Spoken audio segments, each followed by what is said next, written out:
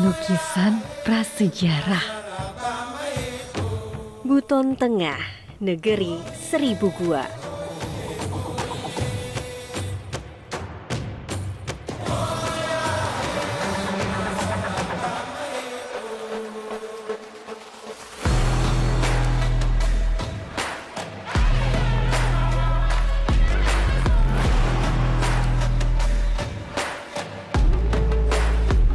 Danau ubur-ubur di balik megahnya batuan kars nan rindang.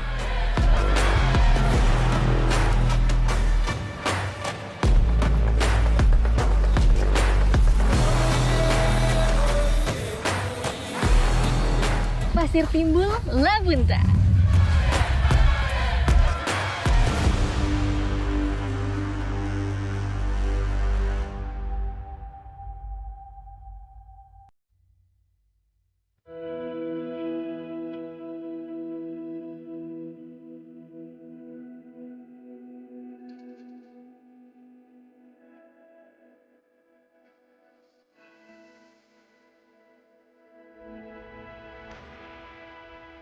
Destinasi wisata dengan pesona alam lainnya di Sulawesi Tenggara, yakni Pulau Muna. Dari Pulau Buton, travelers dapat menyeberang dengan kapal feri hanya dalam waktu sekitar 30 menit saja.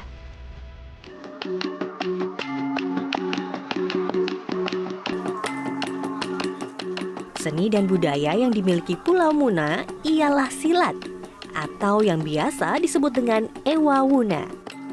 Saya pun disambut oleh perguruan silat Liagari dari Desa Parida, Kecamatan Lasaleba. Ewa Muna ini merupakan seni bela diri dengan teknik khas yang dipergerakkan mulai dari anak-anak hingga orang tua. Jadi itu dia tuh tradisi pencak silat khas Muna. Jadi di sini tuh pertunjukannya tuh saat acara-acara tertentu saja, seperti pernikahan, lalu juga ada tradisi karya, ada juga syukuran, dan saya lihat juga nih di sini pemainnya tuh menggunakan senjata. Diiringi oleh musik rambu Wuna, silat ini memiliki kandungan spirit, kearifan lokal, hingga sikap hidup. Dalam berlatih, anak-anak membutuhkan waktu berbulan-bulan sampai mahir menguasai pergerakan silat. Saat sudah mahir, maka pelatih akan memberikan penguatan secara batinia sebelum turun ke lapangan. Ewa Wuna ini kerap tampil dalam acara resmi ataupun proses adat.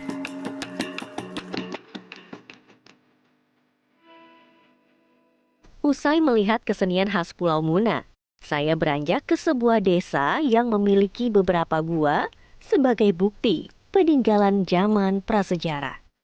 Desa Liang Kobori ini memiliki banyak gua dan juga ceruk. Saya akan ketemu sama sekdesnya untuk melihat ada apa di dalam gua tersebut.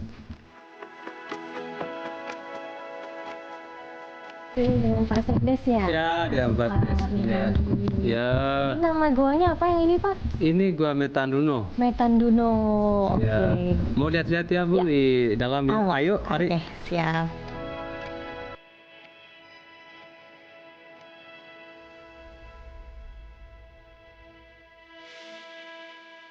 Wah, ternyata gua ini menyimpan bukti peninggalan prasejarah seperti lukisan di dinding. Ya, ini lukisannya. Dan ini ada beberapa macam lukisan ini. Oh, ini manusia berkuda ini. Oh, manusia berkuda. Ini ceritanya, ini lagi berburu.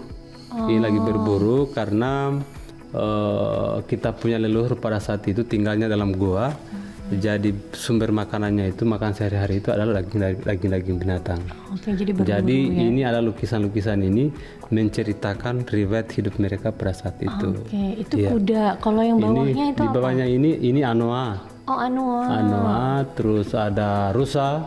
Ada rusa. Dan ada juga manusia sedang bersila.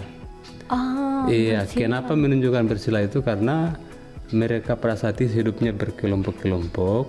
Jadi mereka itu bagaimana caranya mereka itu untuk mempertahankan diri mereka para kelompok-kelompok yang lain. Iya, begitu. Ini sudah pernah diteliti sebelumnya atau belum, Pak? Ini sudah pernah diteliti Oleh Balai Pelestarian Kebudayaan Wilayah 19 Sulawesi Selatan. Tahun 2019 mereka datang ambil sampel itu bersama peneliti dari Australia, sama bersama kepala PCBC yang datangkan ke sini. Dan hasilnya itu usia lukisan ini berapa? Sampai hari ini belum dipublikasikan secara umum lah. Tapi menurut informasi dari kepala BPK itu bahwa usia lukisan ini kira-kira sekitar 63.000 tahun yang lalu. Sudah lama sekali begitu ya. Sudah lama sekali, Bu. Sesuai dengan namanya, Metanduno memiliki arti hewan bertanduk, sehingga banyak lukisan hewan di gua ini.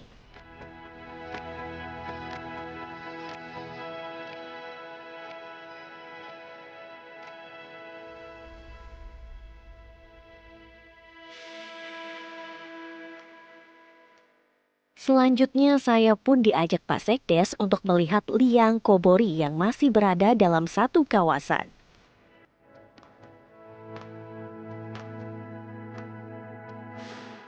Jadi yang membedakan gua ini dengan Metanduno apa? Ya, salah satunya adalah ini terowongan ini masuk ke dalam ini, dan ini tembus ke sebelah sana. Jadi lewat di sini, jadi dalam ini ada ruang luas lagi dalam ini. Jadi setiap pengunjung bisa juga kita arahkan ke sini supaya melihat tentang keadaan dalam gua ini. Iya. Dan ini memang menurut keyakinan leluhur memang kita. Dan ini sebagai tempat kerajaan mereka pada saat itu. Kerajaan Purbakala. Iya, kerajaan Purbakala. Dan di dalam sana ada ruang khusus itu. Di situ ada ruang khusus sangat dan luas juga. Dan di situ kebanyakan masyarakat juga itu tempat ritual-ritual mereka pada saat itu. Meminta keberkahan, keselamatan. Masuk ke area dalam gua, kami harus melewati jalur yang sempit terlebih dahulu.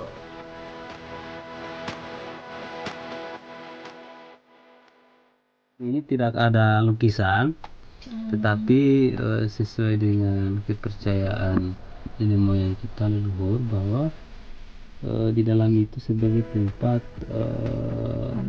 perlindungan, tempat ritual untuk yang sering dilakukan sekarang ini. Karena memang seperti apa yang saya ceritakan tadi, bahwa ini adalah sebagai gua ini adalah tempat kerajaan mereka pada saat itu. Beginilah suasana ruang bawah tanah liang kobori. Hanya dinding batuan megah yang memiliki lubang-lubang. Dari titik kami berada ini, travelers dapat kembali berjalan sekitar 50 meter untuk menemukan titik keluar yang berbeda.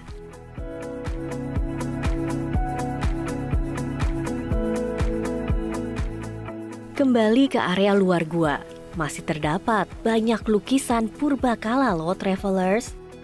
Menurut warga setempat, liang kobori memiliki arti gua berlukis. Wah, di sini lukisannya lebih kecil-kecil ya, Pak ya? Iya, lebih kecil-kecil lukisannya ini. Ini perahu. Iya, ini perahu nih yang beda sendiri. Iya, perahu. Ini saya ngeliat kayak laba-laba bukan ya, Pak? Yang sana memang itu semacam simbol ya. Oh, simbol. Simbol. Tapi seperti apa itu menandakan apa, kita juga belum tahu ya. juga. Mungkin ahlinya lah yang lebih tahu lah ya.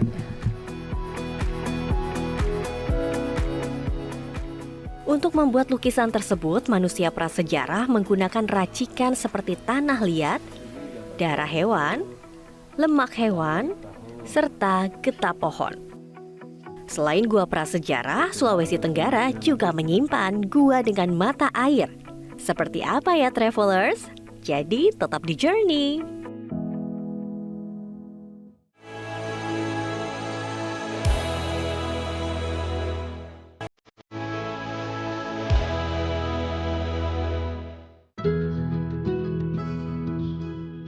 Pulau Muna memiliki beberapa danau dengan keeksotisannya masing-masing. Dimulai dari Danau Napabale. Karena bersebelahan dengan laut, danau ini merupakan danau air asin loh, travelers. Dengan menggunakan perahu, saya pun akan mengitari Danau Napabale dan melanjutkan perjalanan ke Danau Lohia.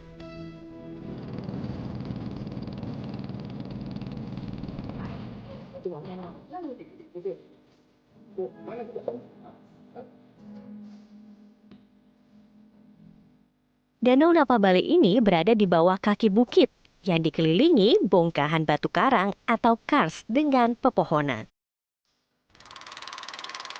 Selama di perahu, saya melihat bagan dari botol plastik, perumahan warga, hingga anak-anak yang memancing di tepi bongkahan batu kars. Nah, yang paling unik, kami melewati terowongan alami dari batuan kars. Terowongan ini memiliki panjang sekitar 30 meter dengan lebar sekitar 9 meter.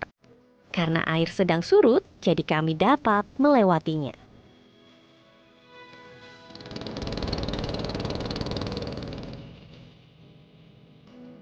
Nah, jadi ini titik turun kita untuk menuju ke Danau Ubur-Ubur. Kita harus trekking dulu, menembus hutan supaya bisa menemukan danau tersebut. Dan kita mau naik lewat sini ya.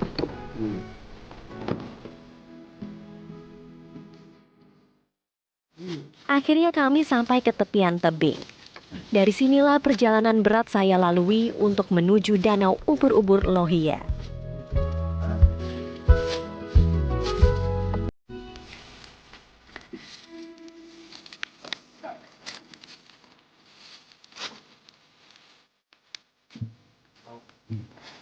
Wow, ternyata jalannya sulit karena harus melewati kars tajam. Jadi kalau misalnya mau ke sini harus prepare, pakai sepatu yang benar.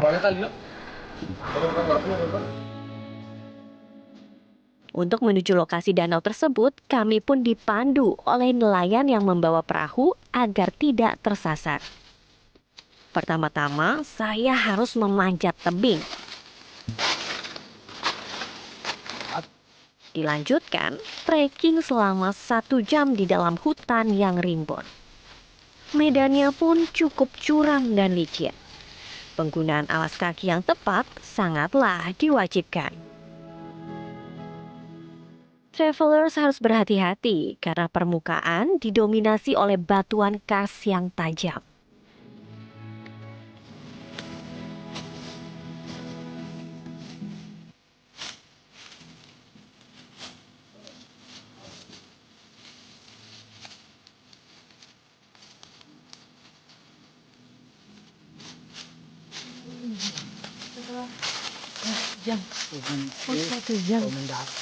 Satu jam akhirnya sampai.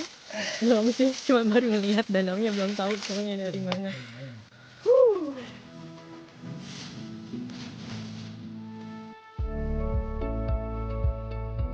Sesampainya di Danau Lohia, saya pun masih harus melipir di pinggiran tebing untuk turun ke danau.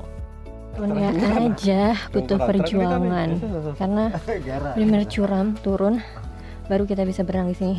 Tapi terlihat tuh ubur-uburnya ada di tengah. Jadi harus berenang dulu ke tengah. Karena baru pertama kali merasakan berenang di danau alam seperti ini, maka saya didampingi oleh Karama, warga lokal yang sudah sering ke lokasi ini. Mengarah ke kumpulan ubur-ubur, saya berenang sekitar 5 meter ke arah tengah. Di sini kami bebas untuk berenang dan berinteraksi bersama ubur-ubur. Namun yang harus diperhatikan, travelers tidak diperbolehkan menggunakan fins. Ubur-ubur air payo ini tidak menyengat ya travelers, sehingga aman untuk didekati. Namun ubur-ubur ini tidak disarankan untuk diangkat ke permukaan air. Akhirnya selesai juga berenang bersama ubur-ubur. Terima kasih untuk Karama yang telah mendampingi. Iya, Karama, di sini wisatawan tuh banyak atau enggak sebenarnya? banyak. Dari mana aja asalnya? Dari Bau-Bau, Kendari, itu Buton Utara. Oh, masih dari sekitar Sulawesi Tenggara ya? Iya. Kalau misalnya wisatawan asing, banyak juga nggak yang datang ke sini? Ya, tidak terlalu banyak. Tidak terlalu banyak, tapi Ya. ada juga ya di Ya, sini. ada. Kalau untuk spot ubur-ubur sebenarnya di sini aja atau masih banyak titik kalau daerah sini? Masih banyak. Masih banyak, ada berapa kira-kira titik spot berenang bersama ubur-ubur? Ada 4. Wah, ada 4 titik. Jauh-jauh kah jaraknya? Ya nggak terlalu. Tidak terlalu. Iya. Oh.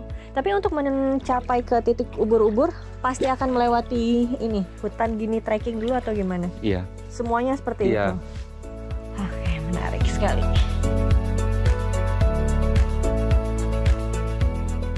Danau ubur-ubur Lohia ini asri dan menawan. Untuk menjaga ekosistem ubur-ubur, travelers yang ingin berenang sebaiknya tidak melompat ke danau dan tidak menggunakan tabir surya.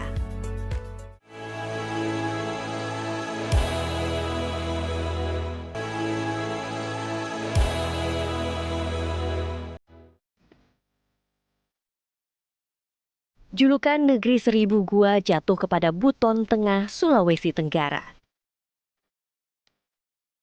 Ragam gua memiliki keunikan dan karakternya. Seperti Gua Ko di Desa Lantongau. Gua vertikal ini memiliki kolam di tengahnya dengan keindahan air yang begitu jernih. Saya pun ditemani anak-anak setempat untuk turun ke bawah. Ketinggian gua ini sekitar 30 meter dengan pintu masuk yang terbuka. Selama turun ke gua, sekitaran kami ialah tumbuhan merambat. Medannya pun cukup curam, sehingga travelers harus berhati-hati jika ke lokasi ini. Tak lama kami pun sampai di tepi mata air. Waktu yang tepat ke lokasi ini yaitu sekitar pukul 10 hingga 12 siang saat matahari menyinari area gua ini, sehingga mata air terlihat seperti cermin. Namun karena masih pagi, saya melihat mata air dengan corak yang lebih gelap. Wah, gua aku ini bagus banget. Airnya juga jernih. Jadi luas gua ini sekitar 200 meter. Untuk mata airnya itu sekitar 80 meter dengan kedalaman 8 meter. Tapi setiap wisatawan yang kesini tidak diperbolehkan untuk berenang karena di sini ada mesin, jadi airnya diambil untuk sumber air bagi warga-warga sekitar sini. Gradasi warna air nan cantik membuat gua ini berkarakter. Melihat ke arah langit-langit, gua ini dipenuhi dengan stalaktit. Tetesan air pun masih mengalir, jatuh ke atas permukaan kolam.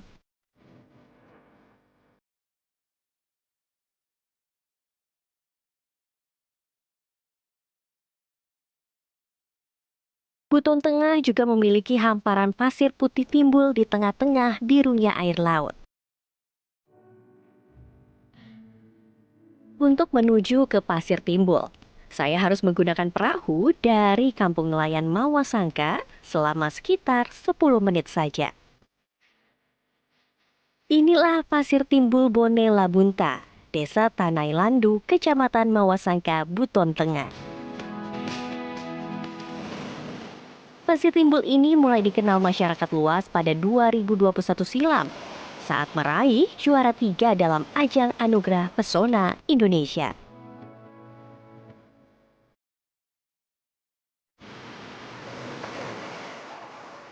Di Indonesia tuh banyak sekali pasir timbul. Salah satunya di Sulawesi Tenggara, lebih tepatnya di Pulau Muna.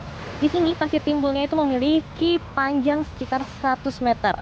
Waktu terbaik untuk kesini pagi sampai siang hari karena airnya masih surut. Seperti belakang saya saat ini sudah agak pasang sedikit.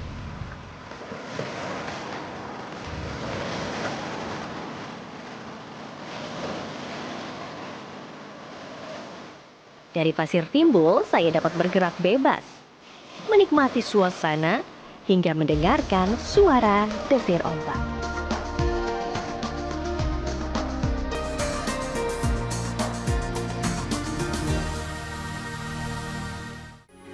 Metro TV. Jelajahi cara baru mendapatkan informasi. Download Metro TV Extend sekarang.